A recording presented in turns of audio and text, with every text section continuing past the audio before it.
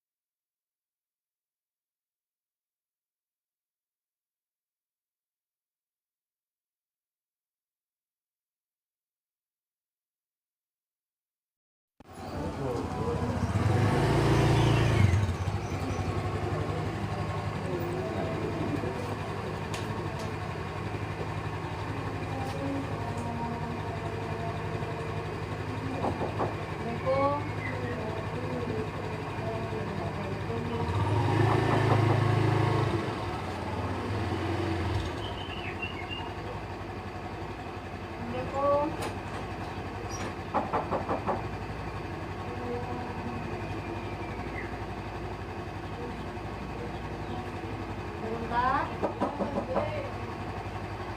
Assalamualaikum.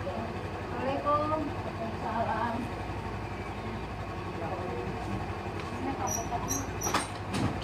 Tulung dah niki paling isapan gak jenengan.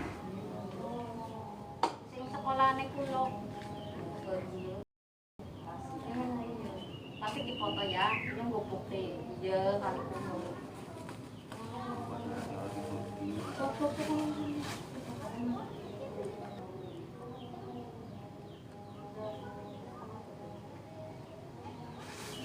Suwek niki yo ora apa-apa ya. Suwek ora apa-apa ya kecil ya. Kanan. Amin.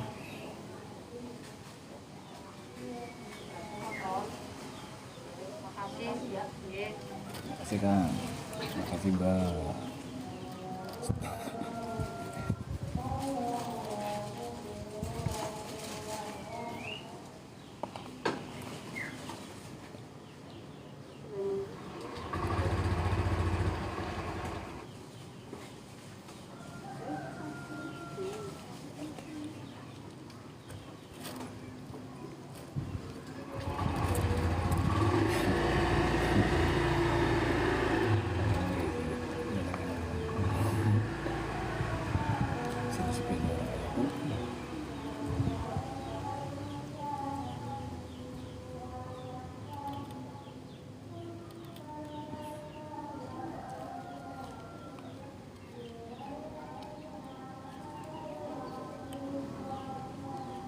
Itulah manusia.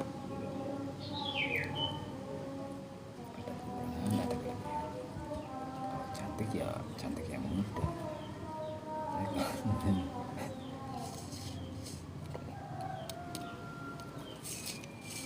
Astagfirullahaladzim.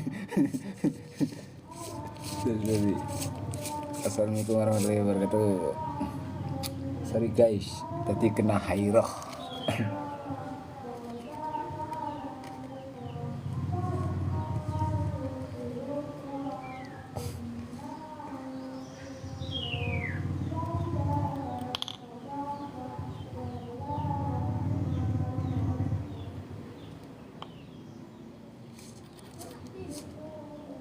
Assalamualaikum warahmatullahi wabarakatuh. Wahyu Uni.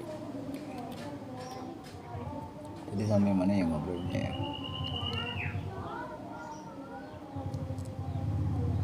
Ngobrol bebas aja lah. Nggak perlu yang resmi-resmi. Kalau yang resmi-resmi lah bagiannya Ustadz Hanan.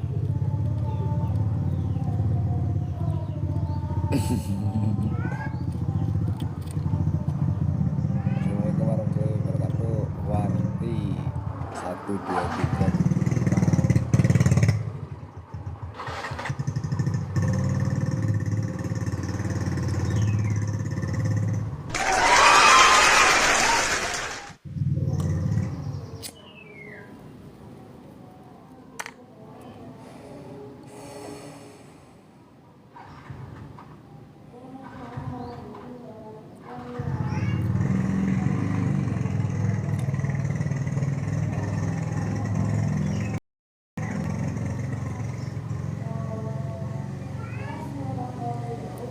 Kedekatan unsia itu adalah kedekatan kekasih kepada kekasihnya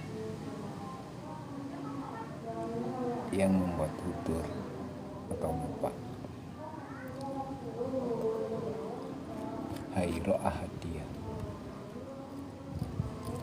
Undang Jeromeyau untuk mengadakan sesi CO khas sekarang. Saya biasanya sukanya kayak gini, sendiri-sendiri. Karena dalam kesendirian itu akan nampak dalam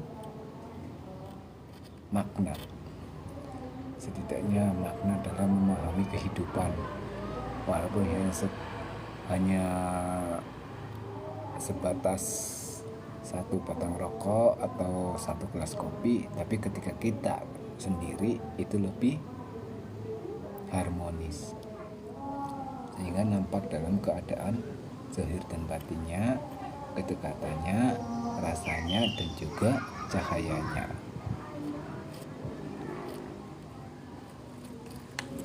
Tapi itu dulu waktu belum Ramadan. Kalau sekarang kan zaman-zaman lagi Ramadan ya, jadi kita harus mendekatkan lebih dekat. Sedekat hatimu padaku. Trik trik trik trik trik trik. Tapi nggak boleh terlalu berlebihan karena kita lagi menahan diri dari apa? Hawa nafsu. Jadi kalau kita bicara tentang menahan diri dari hawa nafsu itu sendiri, itu kita harus paham bahwasanya menahan diri itu bukan hanya sekedar ketika Ramadan, ketika puasa datang. Tapi menahan diri itu dilakukan juga ketika kita dalam keadaan sehari-hari. Karena menahan diri tidak akan bisa mampu kita lawan kalau kita belum memiliki kesabaran. Dan sungguh kesabaran itu ada buahnya. Sabar itu tidak ada batasnya. Sabar itu ada buahnya. Sabar itu ada hikmahnya. Kalau semuanya sadar mah orang yang terlelap. Tapi kalau semuanya sabar itu ada buahnya. Jadi orang sabar itu ya seperti orang main game, teman-teman. Ketika kita main game, kita menjalaninya dengan kesabaran. Contoh, kita bermain sepak bola. Kalau kita sabar, kita tekun, kita akan menang. Dan itu sering dijalani. Main PS, apalagi main ya yang macam-macam lah. Pokoknya yang dingdong, yang intinya yang game-game gitu.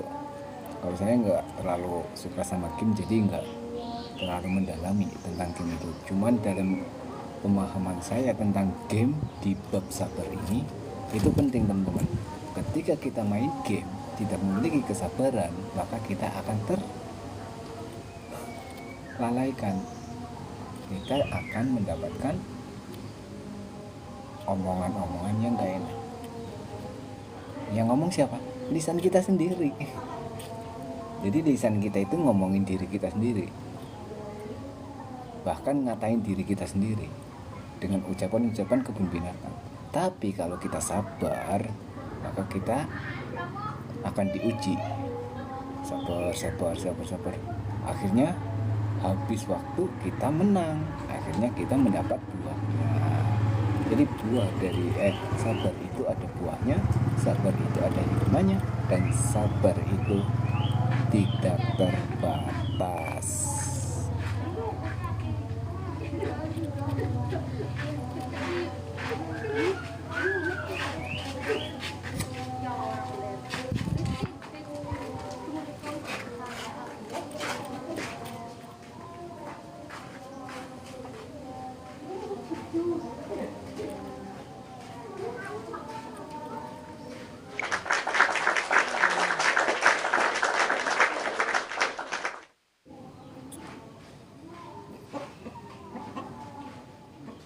Jadi ya kita harus menikmati hidup dengan penuh kesabaran.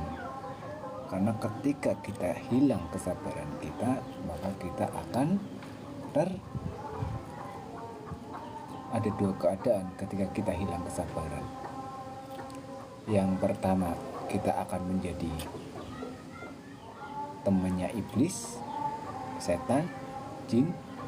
Dan yang kedua, kita akan pingsan.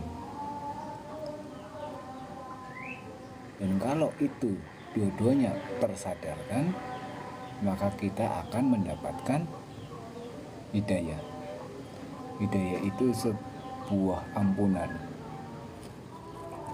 Dan ampunan itu, kalimat ampunan itu yang paling baik adalah istighfar.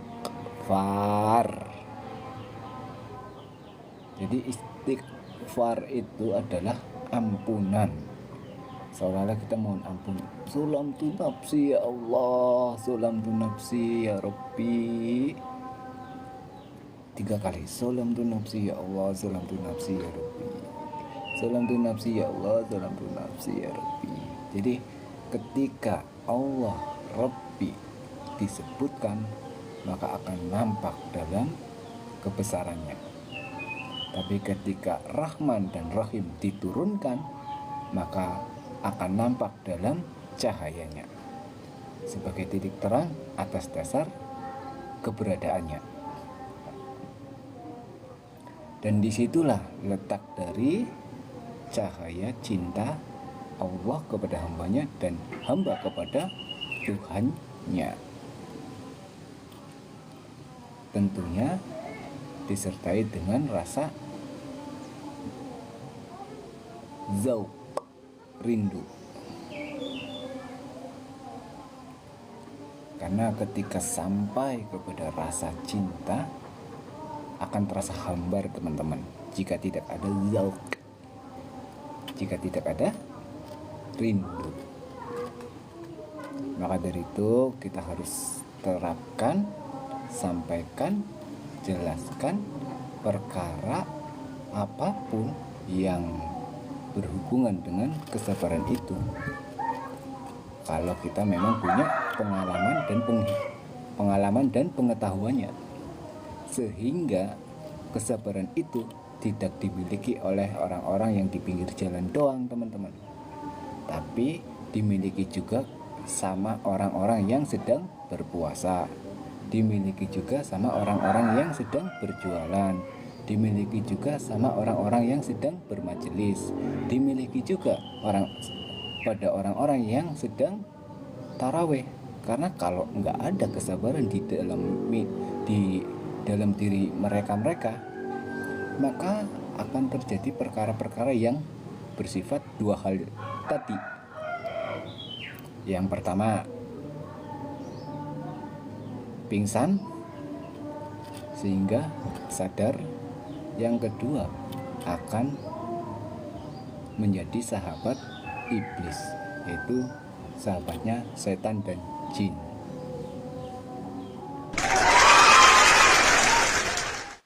Dan itu penjelasannya tadi sudah saya sampaikan, jadi saya nggak perlu sampaikan lagi. Iklan sebenarnya.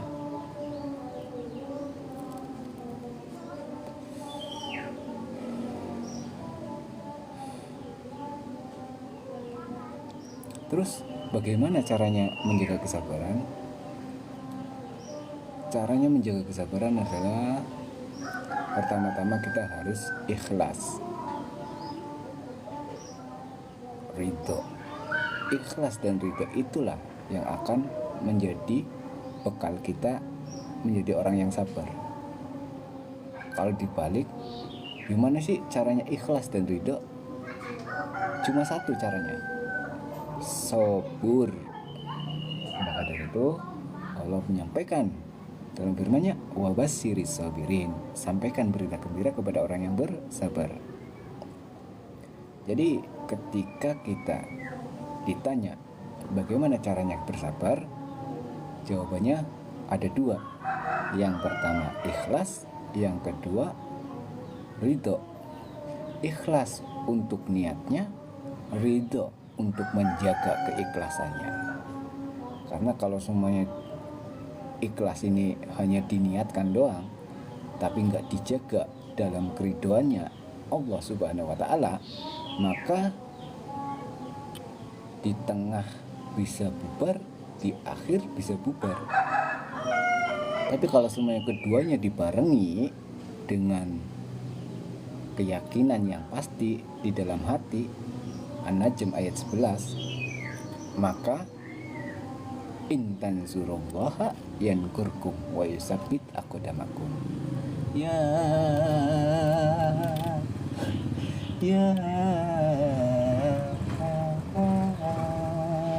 ayyuhalladzina amanu in tansurullaha yankurkum sabbit aqdamakum. ayyuhalladzina amanu in tansurullaha yansurkum wa yusabbit aqdamakum. Wahai orang-orang yang beriman wahai orang-orang yang beriman, tolonglah agama Allah dengan kesabaran.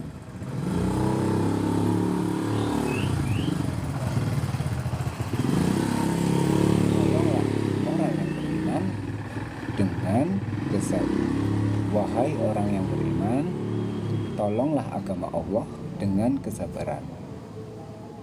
Kenapa dengan kesabaran?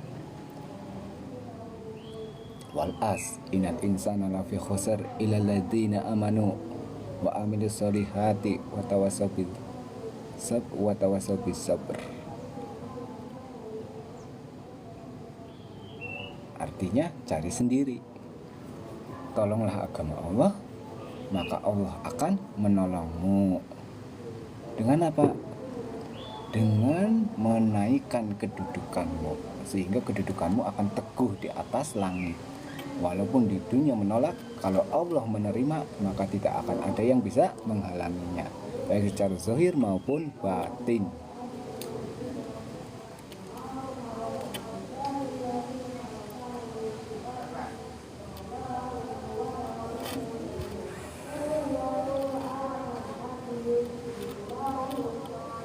Jadi intinya kalau semuanya bicara tentang agama, kita akan bicara tentang akhlak yang paling utama. Karena bagaimanapun juga akhlak itu adalah satu pondasi umat Islam. Bukan hanya sekedar tauhid. Tapi ketika kita memiliki banyak ilmu namun tidak memiliki akhlak, maka kita tidak akan menjadi orang yang benar. Sedangkan orang yang benar itu adalah tingkatan siddiq, dan tingkatan siddiq itu adalah tingkatan firdaus, dan firdaus itu tidak akan kita dapatkan kalau kita tidak benar. Maka dari itu makrifat jalan satu-satunya, dan makrifat adalah satu sayap, sedangkan biji syariat adalah sayap yang satunya lagi, sehingga kanan dan kiri memiliki sayap. Dua sayap itulah yang akan terbang ke alam al-qurbah menuju cintanya Nur Muhammad sallallahu alaihi wasallam, hakikat Nur Muhammad. Dan itulah nama dari keseluruhan ruh di alam lahut, Nur Muhammad. Sehingga nampak wujud dalam cahaya, nampak wujud dalam rasa, nampak wujud dalam rahasianya. Tapi itu semuanya butuh proses, teman-teman. Jadi kita bebenah dulu, istafti qalbak pada diri kita, dan kita perbaiki akhlak kita, perbaiki diri kita, dan lihatlah diri kita di kaca atau di depan kamera kita, agar kita bisa melihat diri kita yang sesungguhnya. Man arafa. Tapi bukan yang stand up ya. Kalau yang stand up itu kan kalau stand up itu kan yang suka melihat diri. Saya ini tiba-tiba ketawa. Man arafa di sini adalah melihat diri. Sopo sing iso ndelok awake dhewe bakal iso kenal karo Gusti Allah. Bahasa Indonesianya, siapa yang mengenal diri maka dia akan mengenal Tuhannya. Jadi kita lihat dulu dengan akhlak kita, dengan diri kita, dengan pribadi kita. Baru pelan-pelan kita belajar step by step, dibarengi dengan pemahaman-pemahaman yang datang silih berganti lewat majelis-majelis ilmu, maka kita akan mendapatkan sedikit-sedikit kepastian yang disampaikan oleh para kekasih-kekasih Allah di dalam majelis. Tapi ingat, keyakinan itu ada pada diri, bukan pada orang lain. Kalau kita nggak mau bergerak, ya kita nggak akan dapatkan. Jadi kuncinya adalah kita harus mendapatkan keyakinan itu dalam diri kita, bukan pada orang lain. Jangan lihat yang lain-lain mulu, tapi lihatlah diri dulu, agar kita bisa bertemu dengan diri kita yang sesungguhnya. Ketika itu sampai kepada diri yang sebenarnya diri, maka kita akan bisa melihat bahwasanya ada lebih utama daripada ilmu. Maka dari itu, ayo kita tegakkan Islam ini, kita letakkan kehormatan Islam pada diri kita dengan menjunjung tinggi akhlak, teman-teman. Karena kalau semuanya kita bicara tauhid, kita bicara tentang pengesaan Allah. Sedang ketika kita bicara mengesahkan Allah tanpa adanya akhlak, maka kita akan bisa melihat di tetangga sebelah. Kan kita bisa melihat di tetangga sebelah itu, kan banyak yang kaur-kaur A B C D dengan semau maunya. Bahkan mereka mempermainkan ke ayat Allah yang sifatnya la ilaha illa ana, seolah-olah mereka merasa paling benar, padahal itu kebenaran yang dibenarkan, bukan kebenaran yang membenarkan. Walaupun tidak semuanya, tapi itu perkara sebelah lah. Kita lagi ada di channel Bang Jo, jadi kita akan kembali kepada Bang Jo, kembali kepada Bang Jo, kembali kepada perempatan, kembali kepada perempatan, kembali kepada syariat, tarekat, hakikat, makrifat, sehingga nampak jelas titik terang dalam cahaya. Tepuk tangannya mana?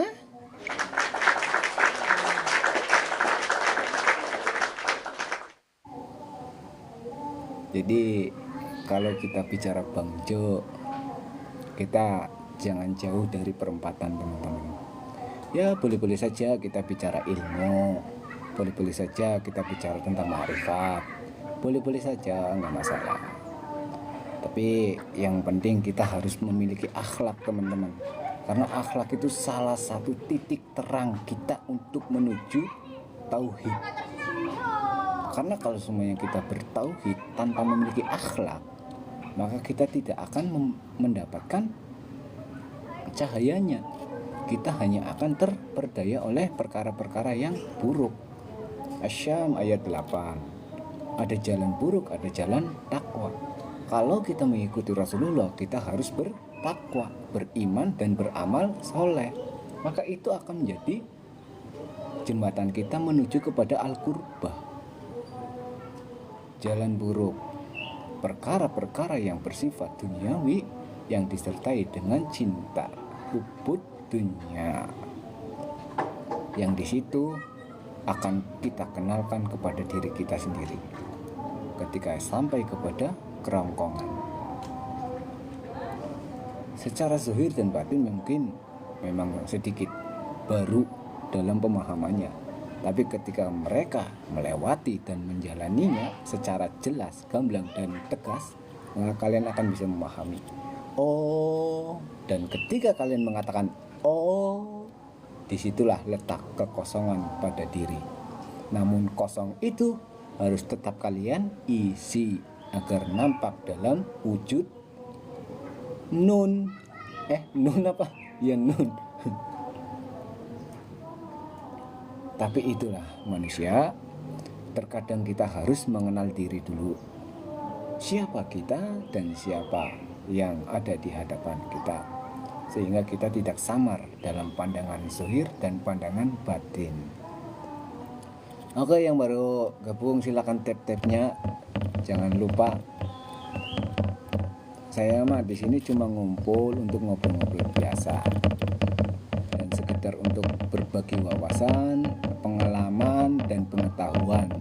Bukan untuk yang aneh-aneh, bukan untuk yang macam-macam. Kalaupun ada yang tersinggung, itu namanya perkara yang sifatnya syaitania. Jadi kita hindari perkara-perkara seperti itu, teman-teman.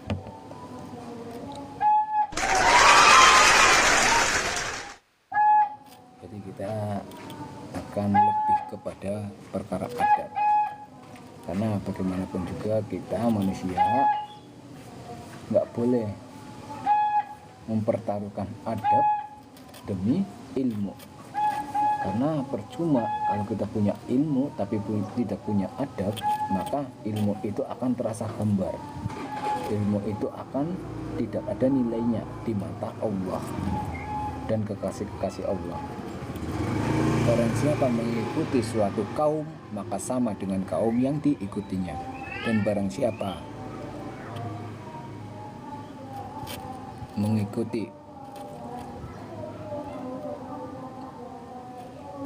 dan ya sorry kena hairoh lagi. Intinya barang siapa mengikuti suatu kaum, maka mereka akan sama dengan kaum yang diikutinya. Maka dari itu perhatikan dan pahami siapa yang kalian ikuti. Jangan sampai kalian keliru dalam menjalani kehidupan di dunia dan di akhirat. Di dunia dan di akhirat gimana? Ya ketika kita hidup di dunia, mampukah kita melihat sifatnya? Mampukah kita melihat asmanya? Kalau kita mampu melihat itu, maka kita akan melihat akhirat sebelum wafat dengan alam ma'rifat sifat, dengan tajalli sifat yang bertentangan.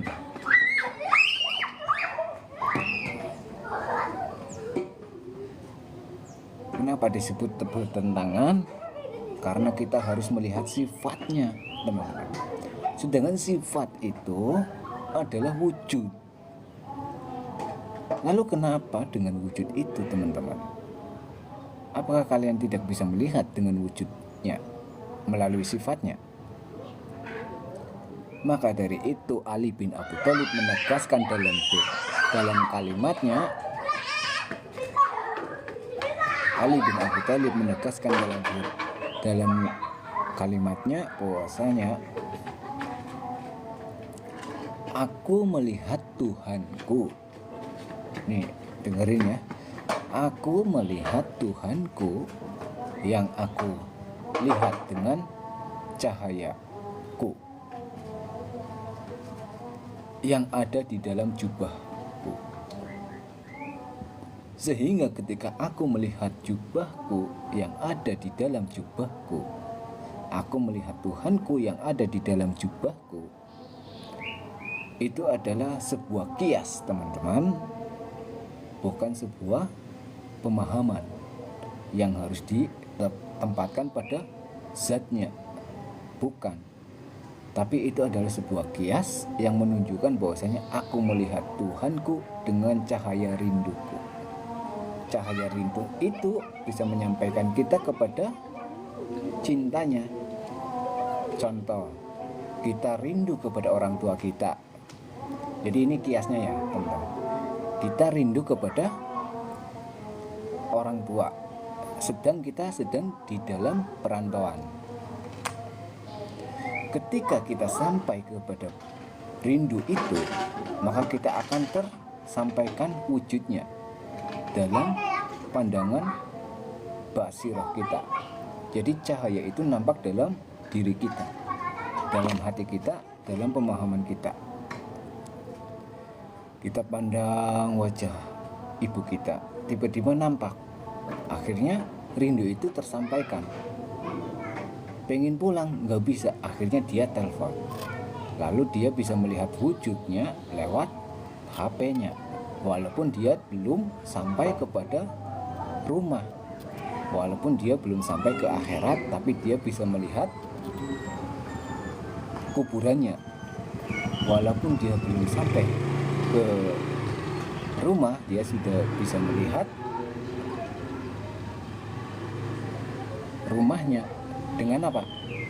Dengan pantulan jamak. Dan pantulan itu bukan Tuhan, itu hanya asma Allah yang berwujud sifat, teman-teman. Namun ketika kita melihat dan meyakini bahwasanya melihat Allah di alam dunia dengan asma dan sifatnya, maka disitulah letak keyakinan kita dengan meyakini bahwasanya Allah, melihat Allah dengan asma dan sifatnya di alam dunia. Namun ketika kita memahami asma dan sifat itu secara satu persatu, maka itu tidak bisa disebut dengan Tuhan. Itu hanya bisa disebut dengan asmanya, yaitu sifat yang melekat pada dirinya. Kalau dia bercahaya disebut Nur. Kalau dia memberi cahaya disebut Bangjo. Kalau dia memberikan cahaya disebut Nur Muhammad. Kalau bersifat mulia disebut Muhammad. Jadi sehingga cahaya Nur Muhammad itu akan terlihat di alam zahir kita, alam makrifat kita, atau alam pengenalan kita. Tentunya dengan mata yakin. Katakan, wahai Muhammad, aku dan orang-orang yang mengikutiku mengajak kalian kepada Allah dengan basiroh yakin, dan hatinya tidak mendustakan dengan apa yang dilihatnya. Kun fayakun. Kan gitu ya teman-teman. Jadi perkara kita mampu untuk menunjukkan sesuatu hal yang sifatnya menuju kepada asmanya, itu adalah sebuah khodam, pembantu. Dan pembantu itu tidak akan berdaya, tidak akan berjalan ketika kita tidak menjalankannya, ketika kita tidak menghendakinya. Karena pembantu itu ketika kita berkehendak baru akan berjalan. Ketika kita tidak berkehendak maka tidak akan wujud. Jadi khodam itulah yang membuat para kekasih-kekasih Allah bisa menunjukkan, atau dorongan itulah yang membuat para kekasih-kekasih Allah bisa menunjukkan zat sifat dalam alam makrifat sifat itu sendiri. Mungkin sedikit berat pemahamannya, tapi insya Allah bisa dipahami secara rinci, secara jelas oleh kalian-kalian semua yang lagi mendengarkan.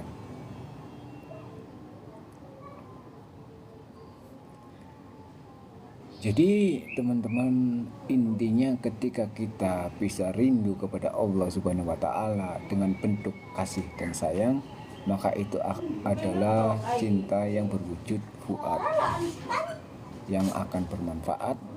Dan ketika orang-orang sidik sampai dekat kepada hal itu akan menjadi naungan untuk mereka, karena fuad itu letaknya di Firdaus.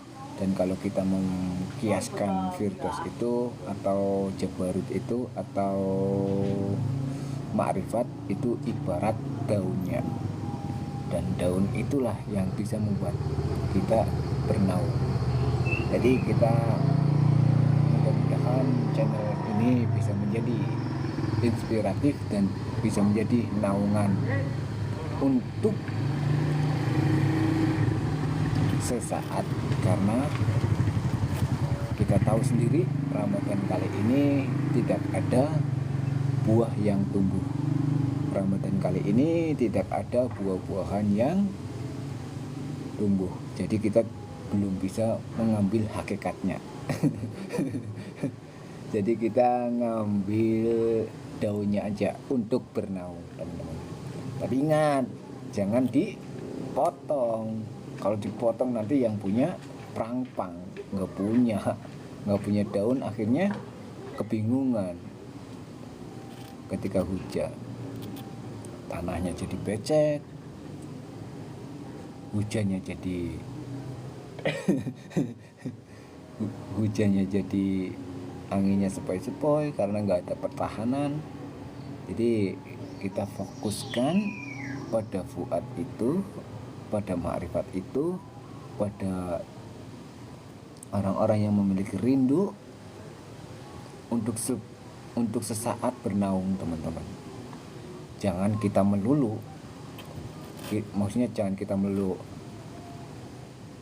ditempelin terus, jangan. Tapi untuk bernaung sesaat, ibaratnya untuk dijadiin terminal. ketika kita mau istirahat, kita parkir sesaat. Kalau sudah selesai istirahatnya, kita berangkat menuju tujuan sesuai dengan apa yang kita harapkan, tujuan yang akan kita arahkan, sehingga kita tidak terperdaya oleh keadaan dunia ini atau terperdaya oleh keadaan di terminal itu.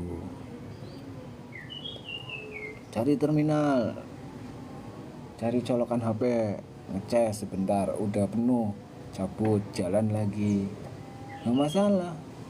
Yang penting itu untuk kebutuhan perjalanan kita, bukan untuk berlebihan, bukan urau, bukan untuk main-main, bukan untuk terlalai-lalaikan, hanya untuk sekedar memenuhkan kebutuhan kita ketika di perjalanan, teman-teman. Jangan sampai kita terperdaya oleh perkara-perkara seperti itu. Mentang-mentang casanya nyaman, bisa buat baring-baring, bisa buat tidur-tidur, nggak nyadar kalau di terminal tidur main HP, tiba-tiba udah 1 jam lebih ngeliat bisnya ketinggalan. Akhirnya apa? Akhirnya beli lagi, bayar jasa, bayar ngecasnya, belum lagi bayar bisnya. Akhirnya kan bayarnya double ya. Akhirnya ketika kita sadar di tengah jalan uangnya kurang, maka kita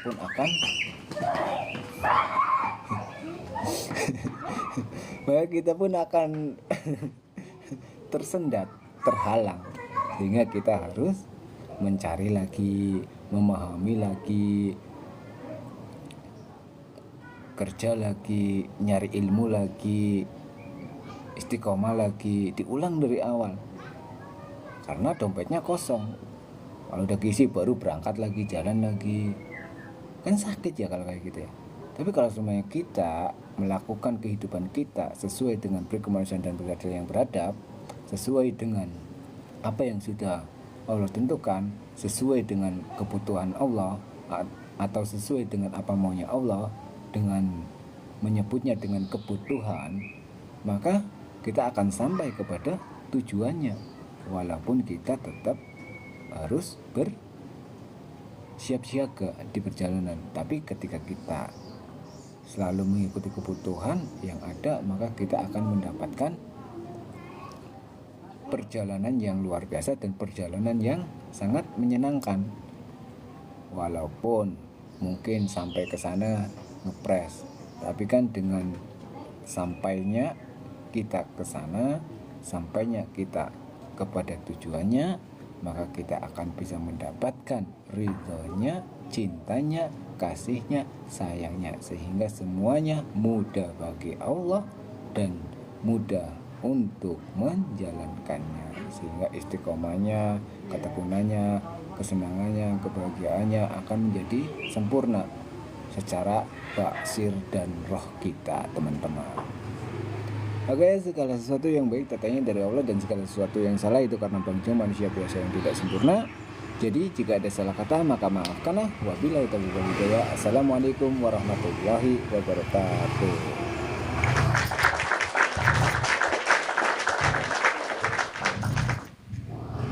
Kita musikan dulu.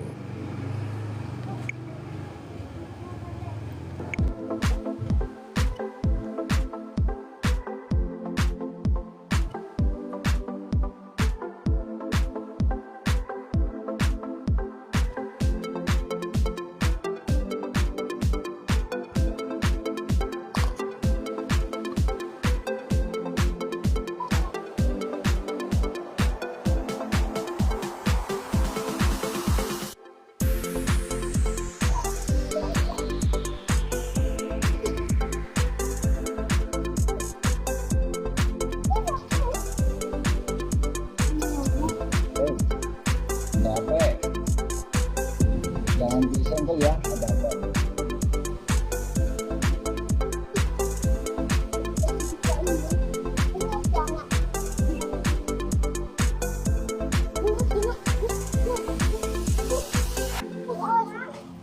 Mulai laka.